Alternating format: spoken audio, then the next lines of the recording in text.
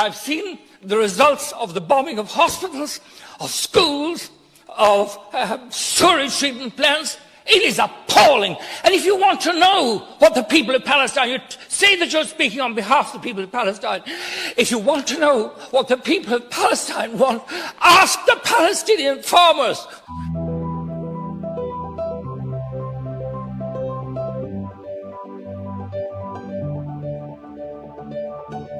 We've seen the most desperate and brutal violations of people's right to protest against injustice, against occupation, against the taking of the very ground from under people. Israel is an apartheid state.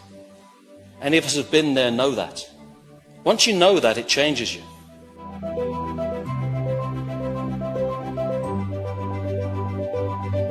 Though these settlements are repeatedly condemned as illegal by the EU, UN and Irish government, they continue to extract valuable natural resources and agricultural produce.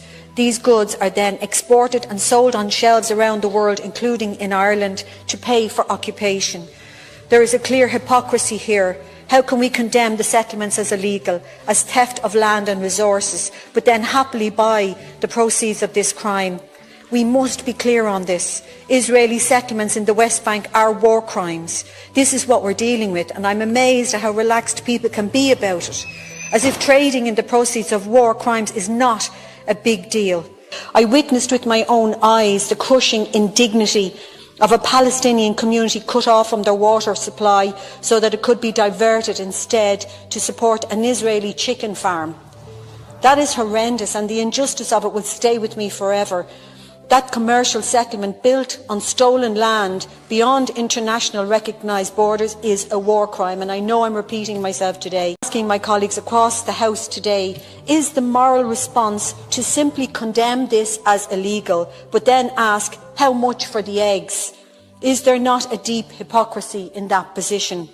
For a country that prides itself on upholding humanitarian principles and international law, this is unacceptable, and I believe it's time we stood clearly against this injustice. We are doing commerce with people who are committing war crimes. And I believe that this bill from Senator Francis Black is where we get a chance to break the consensus that has utterly failed the Palestinian people. The case for this bill has become even more compelling, if I may say so, because we've seen appalling atrocities, killing of Palestinian civilians. I raised €55,000 to put in solar energy and water treatment plants, and I saw them being demolished, bombed by the Israelis. That's what happens. There is something rotten in the way democracy is defined and lived, and most importantly, denied.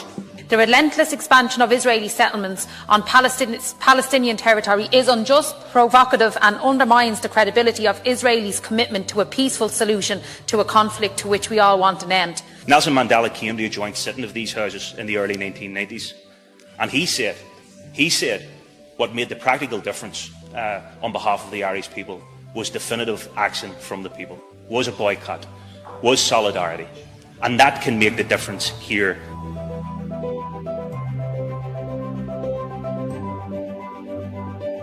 The government of Benjamin Netanyahu has to get a message. And I believe the message has to be a very simple one, and that is respect the rule of international law.